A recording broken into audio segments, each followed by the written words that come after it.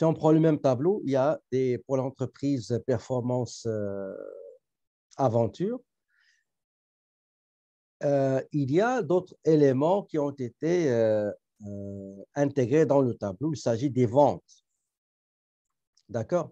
Parce que, comme vous le savez, dans le système d'inventaire périodique, on attend juste à la fin du mois ou la fin du trimestre ou bien la fin de l'année pour faire l'inventaire physique et savoir combien on a en quantité et en valeur. Par contre, l'inventaire permanent, à chaque mouvement de stock, ça veut dire achat, retour, vente, il faut savoir la valeur du stock. Donc, comme j'ai dit, il y a trois méthodes. Il y a le coût propre, il y a le coût moyen pondéré et la méthode épuisement successif, c'est-à-dire premier entrée, premier sortie. First in, first out, il faut. Regardez, début de l'exercice, il y a un stock initial, stock début. Donc, trois planches et vous avez le prix unitaire. Et après, on a vendu les trois. Donc, il y a vente le 7 janvier. Le 28 janvier, il y a des achats. Il y a des achats. On a acheté 10 planches et voici le prix unitaire. Pour mars, le 15 mars, à notre achat, 18 mars, il y a un retour des achats du 15 mars. Le 20 mars, il y a une vente. Le 26 septembre, il y a achat. Le 12 octobre, il y a achat. Et en la dernière transaction durant cet exercice, c'est une vente. Donc, le total des planches vendues est de 52 planches à neige. Et le nombre total des achats nets en quantité, c'est 60. D'accord? Donc, la vérification des certificats d'authenticité révèle que parmi les 8 planches Optima toujours en stock, 2 datent de l'achat du 15 mars, ils sont d'une couleur moins populaire, et 6 de l'achat du 12 octobre, le 18 mars, etc. Maintenant, quelle est la méthode? Comment ça se passe? Le suivi des mouvements ou bien des transactions de stock dans le cadre de l'inventaire permanent. La première chose qu'il faut avoir dans l'esprit, c'est que absolument, pour suivre le stock, il faut avoir une fiche de stock. Pour pouvoir suivre les mouvements, les transactions, entrée, sortie, retour, etc., il va falloir utiliser un document qu'on appelle fiche de stock ou bien fiche d'inventaire permanent. Dans cette fiche-là, on va inscrire chaque transaction. On commence par, regardez, je vous ai déjà envoyé des exercices corrigés et aussi les modèles à utiliser. Vous voyez ici, vous avez le titre là, fiche d'inventaire permanent. Vous indiquez quelle est la méthode que vous allez préconiser. Vous avez la description de l'article et vous avez quelle est la quantité minimale à ne pas dépasser ou bien à ne pas atteindre, pardon, à ne pas atteindre. Ça veut dire quoi? Ça veut dire le magasinier, une fois qu'il observe que le stock, l'entrepôt dans le magasin, qu'il y a 9 articles, il faut qu'il contacte les acheteurs pour alimenter, pour réapprovisionner le stock. Okay? C'est la quantité minimale. Il y a aussi quantité maximale à ne pas dépasser, comme si on met par exemple 100 articles, ça veut dire qu'il ne faut pas dans le stock, une fois je rentre dans le stock, il ne faut pas que je trouve plus que 100 quantités. D'accord? Et en plus, je ne peux pas laisser dans le stock une quantité moins de 10 articles, les quantités minimales. Vous avez aussi l'endroit où se trouve l'entrepôt, OK? Et vous avez aussi le fournisseur de cet article ou ce produit. Donc, vous avez une colonne qui concerne la date.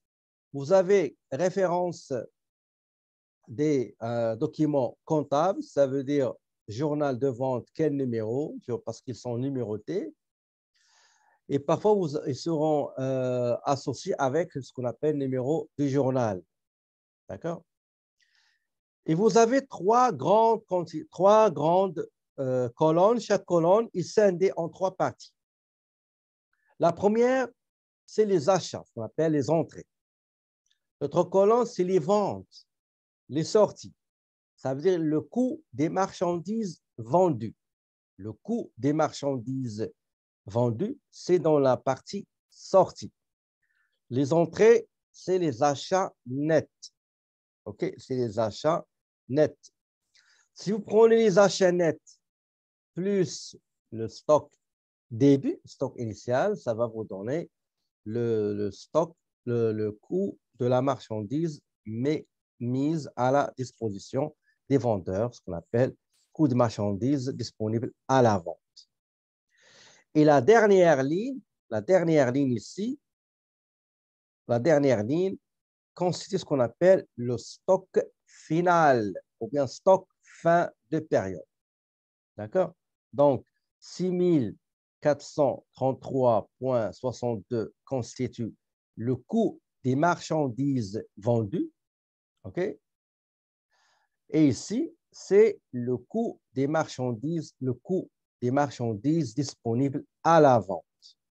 Et cette colonne, cette ligne-là, la dernière, 1021, c'est ce qu'on appelle le stock final. Maintenant, comment on est arrivé à remplir ce tableau-là et dégager un stock final de 1021? Je vais vous montrer ça. Prenez juste le tableau Excel que j'ai déposé et on va le faire ensemble. Juste une seconde, ce ne sera pas long.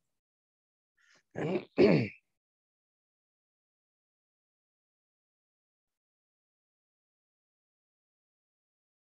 seconde. Ça ici. Ça ici.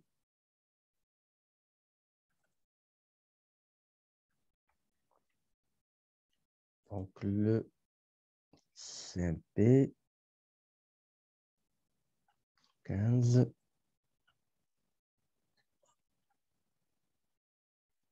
C'est bon, ce ne sera pas long.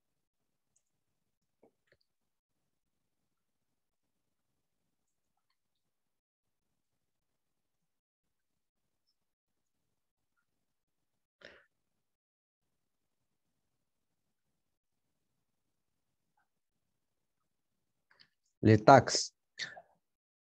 Généralement, les achats et les ventes, ils sont toujours inscrits sans taxe. OK? Donc, c'est ce qu'on appelle ça ici. On est dans la comptabilité analytique. Même chose dans la comptabilité générale. Donc, les achats aussi et les ventes sont toujours sans taxe. OK? Voilà le fichier. Je l'ai trouvé, c'est bon. Donc, je vais effacer tout ça comme ça. Voilà. Je vais tout effacer. Voilà. Donc, ici. Ça aussi, je vais tout effacer.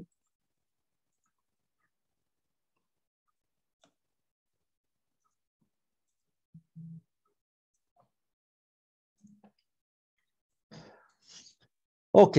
Ça, c'est la fiche d'inventaire permanent, donc la méthode coût moyen pondéré. Nous avons les articles, donc planches à neige, Nous avons le lieu d'entreposage. Nous avons le code ou bien la référence de l'article. Chaque article a un numéro, une référence. Quantité minimale, c'est 10. Et le fournisseur habituel, c'est Monster Boat. Nous avons une colonne pour date, colonne pour référence des journaux, les achats, les entrées, donc quantité, le prix unitaire de l'achat, le coût total, sortie, c'est les ventes, et le solde, ce qui reste, okay? Ou bien le stock final, ou bien sold stock. Bon, on commence par la première transaction. Donc, la première transaction, c'est le stock tout d'abord. On va mettre le stock. Le stock, c'est dans cette partie-là. Quantité en stock début de l'exercice, c'était 3 planches. Le prix unitaire de chaque planche, c'est 115 $. Donc, par conséquent, le coût total ou la valeur totale du stock début, c'est 3 planches égale 3 planches multipliées par le prix unitaire, ce qui donne 345 $. Deuxième chose, il y a une vente effectuée le 7 janvier. Une vente, donc 7 janvier, je me déplace avec tabulation pour arriver à la colonne sortie. Les ventes, donc j'ai vendu 3 avec le prix 115, prix unitaire 115, ce qui donne donc 3, pardon, donc 3 planches vendues à 115, donc c'est 345. Dans le stock, c'est vide, il n'y a rien. D'accord? Puisque les 3 que j'avais en stock, je les ai déjà vendus. Le 28 janvier, pardon, pour ce qui est vente, le journal des ventes porte le numéro 65. Maintenant, pour la transaction du 28 janvier. Le 28 janvier, donc on a acheté combien? 10, okay? 10 planches. Le journal d'achat 53. Je viens dans la colonne entrée, donc 10 unités. Chaque unité a été achetée à 118. À 118. Donc 10. Donc la valeur totale de l'achat, c'est 10 planches multiplié par le prix unitaire qui est 118. Donc 1180. Et avant l'achat du 28 janvier, j'avais 0 article en stock. Maintenant, j'ai 10. Donc, j'ai 10. Le prix unitaire, c'est celui-là. Et la valeur totale, c'est 10 planches multipliées par 118. Donc, le 15 mars, selon le journal d'achat 53, j'ai acheté 16 planches. Chaque planche coûte 122 $. Ça veut dire la valeur totale, c'est 16 planches multipliées par 122. Ça donne 1952. Maintenant, j'ai déjà dans le stock 10 planches à 118 l'unité. Et maintenant, j'ai acheté 16 planches à 122. Quelle sera la valeur totale de 26 planches, c'est-à-dire les 10 qui existaient avant l'achat? La formule est la suivante. Je vais vous écrire la formule ici. OK? Le stock égale, c'est une formule très simple, vous allez voir, c'est une formule très, très facile. Égale valeur du, valeur du stock avant achat, d'accord?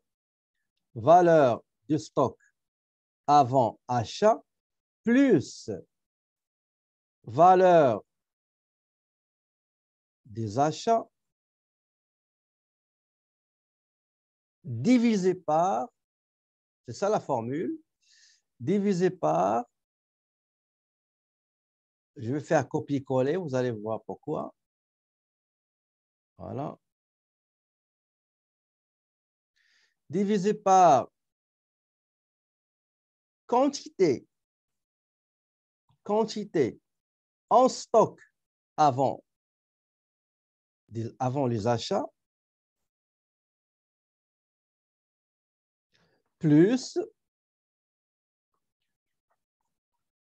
quantité achetée.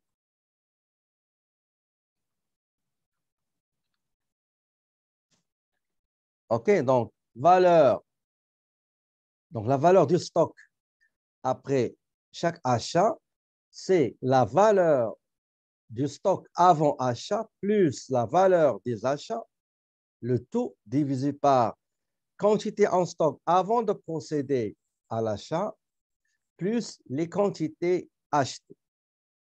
OK? Donc, ça, c'est la fameuse formule qu'on va utiliser. Vous allez voir, ce n'est pas difficile. Vous allez voir quand on va faire le résumé. Voilà. Vous allez voir, on va l'appliquer tout de suite. Ici, qu'est-ce que j'ai?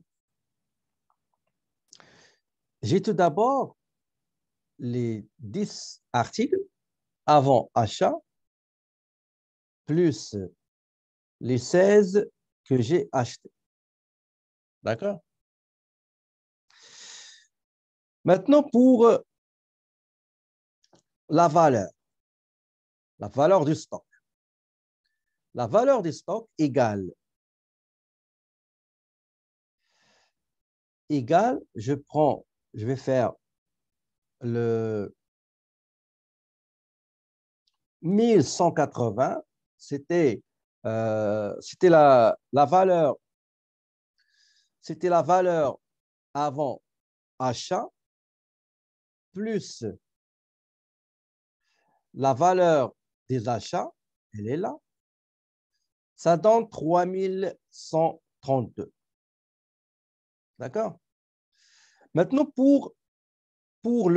si vous prenez 3132, vous le divisez par 26, ça va vous donner à peu près 120,46. C'est ça, ce qu'on appelle, attendez, je vais rectifier juste une chose ici, pardon, le CMP, pardon.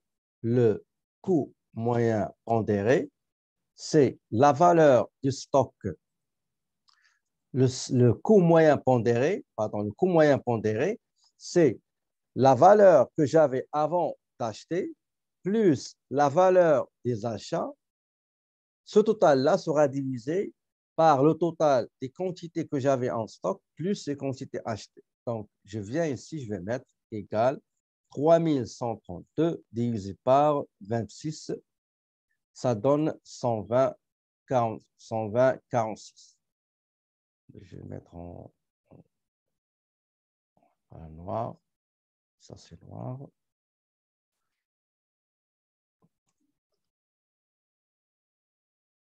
Ça va pas long. On passe maintenant à la transaction du 18 mars. 18 mars, il y a un retour. D'accord? Il y a un retour. Dans ce retour-là, selon le journal d'achat 53, il y a un retour. Donc, moins 1, une planche qui a été retournée. Le prix, c'est le prix d'achat qui a été effectué le 15 mars.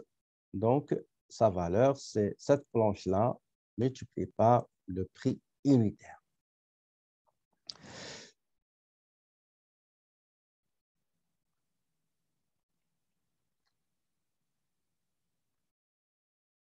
Maintenant, pour les combien il me reste. Une fois j'ai retourné, une planche, combien il me reste? Écrivez-moi, s'il vous plaît, parce que c'est très important, cette partie-là. Il y a beaucoup de monde qui vont se poser de questions. J'aimerais bien clarifier d'avance. Il y en a qui m'ont écrit 27. 27. Pourquoi 27? Ce n'est pas achat, c'est un retour. Okay? Si vous lisez l'énoncé, ben, il a remarqué qu'il y a une planche endommagée et il a fait retourner au fournisseur. Donc, j'avais 25, donc j'ai retourné une, donc il me reste 25. D'accord? Il me reste 25. La valeur, qu'est-ce que je dois mettre ici dans la valeur du stock? Qu'est-ce que je dois mettre? Je sais qu'il y a la correction, mais la valeur, c'est 310. Pourquoi 310? Parce que j'avais 3132 moins la valeur d'une planche qui a été retournée, donc moins ce prix-là, pardon, cette valeur-là, pardon, plus, c'est le contraire, plus, et il me reste 3010. D'accord? Donc, je vais le mettre ici. Donc, 3132, 3010, 3132 $, moins 122 $. La valeur de l'article retourné, ça donne 3010 $. Très bien. Maintenant, quel est le prix unitaire que je dois mettre? Quel est le prix unitaire que je dois mettre? Le prix unitaire, effectivement, égale 3010, la valeur définitive après le retour de la planche, divisé par le nombre de planches qui restent en stock. Divisé par 25, et ben ça donne 120,40. Okay? Donc 120,40. Je vais le mentionner ici, ça sera pas long. Donc 3010 $ divisé par 25 planches, et ben ça donne CMP de 120,40 $. Donc, s'il vous plaît, c'est comme ça qu'il faut déterminer le stock après chaque retour. Je prends la quantité qui reste, de la quantité avant retour, donc 16, moins quantité retournée, ça me donne 25. La valeur du stock avant retour, qui est 3132, moins la valeur totale des articles retournés, et je prends la valeur finale divisée par une quantité en stock après retour. On passe maintenant à la prochaine transaction du 20 mars. Le 20 mars, selon le journal de vente 65, on a vendu 23 planches. 23 planches. Regardez dans l'énoncé, on vous a donné le prix de vente. Ce n'est pas ça qu'il faut mettre ici. OK?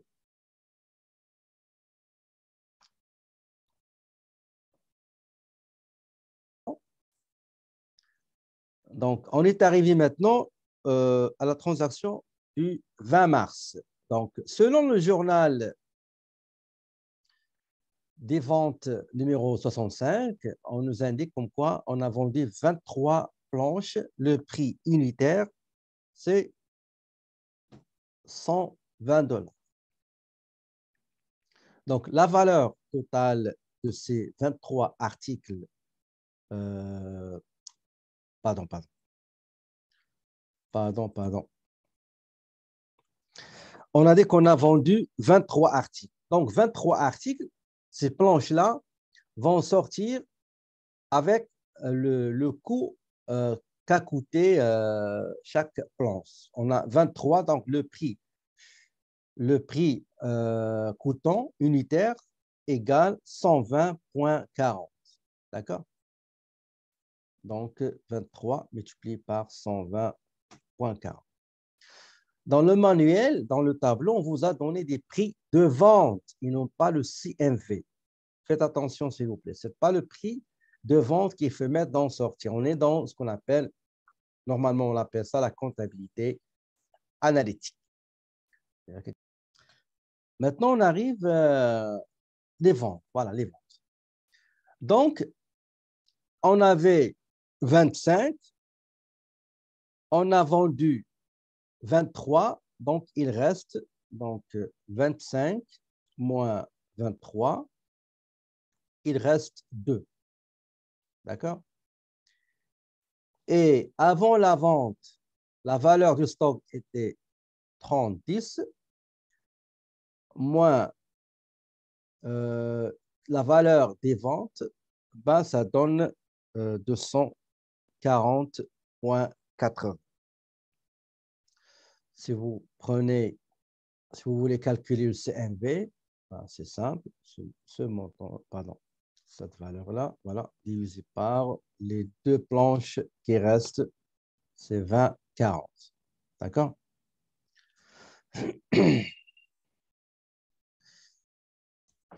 Donc, si je reviens à la transaction du 20 mars, donc c'est une vente. Donc, j'avais en stock 25, j'ai vendu 23, il me reste 2. Dans la valeur du stock, c'était 3010, moins la valeur des ventes. Le CMV des ventes, c'est 240. Sinon, prenez 2 multipliés par 120, c'est la même chose. La transaction suivante, achat de 12 planches. Achat de 12 planches. Donc, c'est le 26 septembre. Donc, achat, donc 12 planches. Chaque planche a coûté 125 $, la planche prix unitaire. Donc, 12 planches fois 125, ben, ça donne 1500. Nous avions, avant l'achat, 2 planches en stock, plus les 12 planches achetées. Donc, en fin de compte, on aura un stock final au 26 septembre de 14 planches.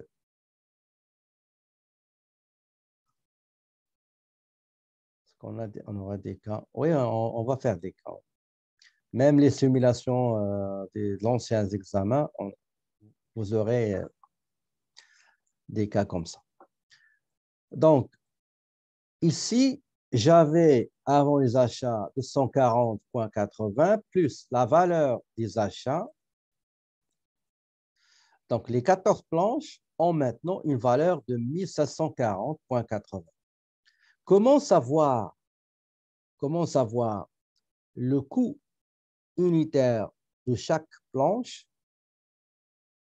au moment de la détermination de la valeur du stock final au 26 septembre? Je prends 1740,80 divisé par 14. OK? Et ça va donner 124,34. 124,34. Pardon? Transaction suivante. Le 12 octobre, il y a aussi achat de 20 planches. La valeur de l'achat 130 Et la valeur totale des achats, c'est 20 planches multipliées par 130 et ça donne 2500. J'avais 14 en stock et je viens d'ajouter 20 planches achetées. La valeur du stock, la valeur, pardon, la valeur du stock après les achats égale la valeur du stock avant achat plus la valeur des achats, ce qui donne 4340,80. Il va falloir calculer le prix unitaire avec lequel vont sortir les ventes. Donc, 4340,80 divisé par les 34 planches, ça donne 27,67. La dernière transaction qui date du 24 novembre, selon le journal des ventes 65, on a vendu 26 planches et le coût de marchandises vendues unitaire, c'est 127,26 multiplié par le coût qui est 127,67. Pardon. Égale ce prix-là, 127,67. Et le CMV total, c'est 26 multiplié par 127 et ça donne 6433,64. Maintenant, j'avais 34, j'ai vendu 26 et il me reste 8 planches. Au stock, j'avais 4340,80 moins 3319,44. Ou bien vous prenez juste 8021 divisé par 8, ça va vous donner 127,67. Le stock final de l'exercice est de 1021. Le CMV, le coût des marchandises vendues, c'est 6433,64. Et les achats nets, c'est 7110.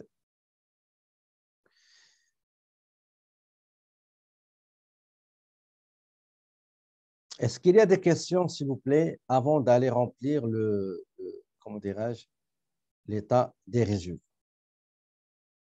Tous les calculs qu'on a faits, ça va nous aider à remplir l'état des résultats. OK? Je vais effacer tout ça. OK? Donc, voilà, voilà, voilà.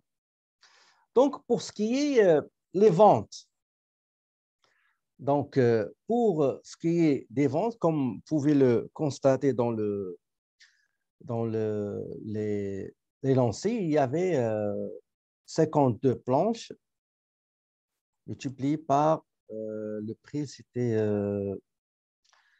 je crois, 225. C'est ça? Attendez, je vais juste vérifier. 100 divisé par 52, c'est 225. OK, 225.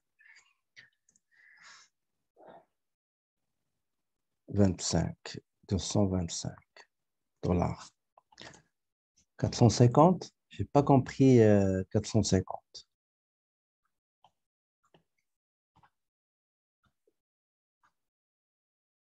Donc, les ventes, c'est 225 dollars multiplié par 52 planches. OK? C'est ça, les ventes. Ce n'est pas CMV, c'est les ventes. D'accord? Très bien. Coût des marchandises vendues, normalement, c'est ça. OK? Mais on va le faire dans la note. Stock début. Attendez. Voilà. Stock début égale, quelle est la valeur de stock début, s'il vous plaît? Donnez-moi la valeur du stock début. Début exercice. C'était combien?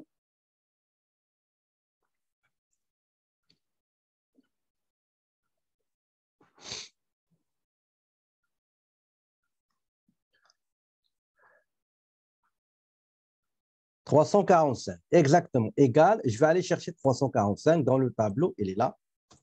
Très bien. Maintenant, le total des achats nets. Quel est le total des achats nets?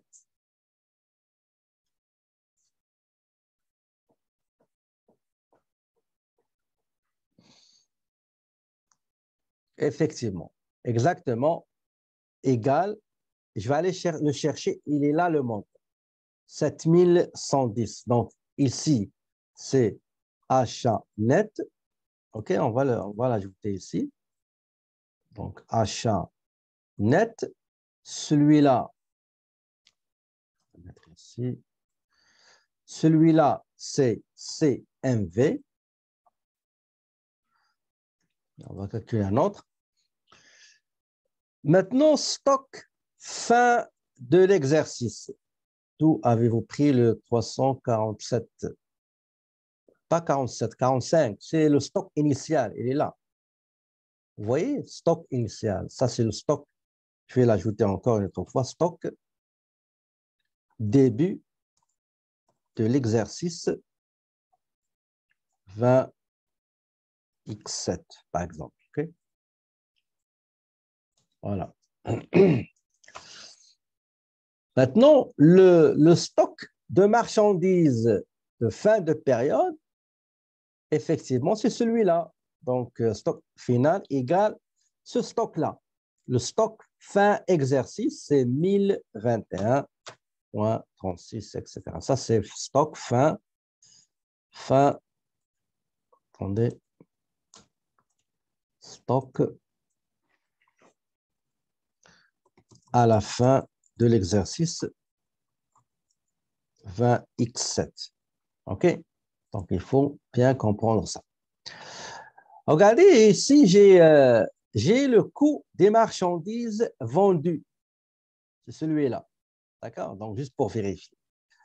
Maintenant, pour coût de marchandises vendues, vous pouvez mettre égal celui-là. Vous avez la marge bénéficiaire de 5260. Admettons, ça n'existe pas dans l'énoncé, mais admettons, c'est 4000 comme charge. Si vous avez, par exemple, moi j'ai ajouté ça juste pour compléter la notion de l'état de résultat. OK, je vais mettre ça. Vous aurez donc marge bénéficiaire de 1266. Donc, voilà la première méthode que vous aurez dans l'examen. Donc, c'est la méthode CMP, coût moyen pondéré. Dans des livres, vous allez trouver CMUP, le coût moyen unitaire, le CMUP, coût moyen unitaire pondéré. Mais la majorité des livres, Emmanuel, il utilise uniquement l'abréviation CMP. D'accord? Donc, une fois vous finissez votre fiche d'inventaire permanent, bah, vous allez rapidement et facilement remplir l'état des résultats. Okay?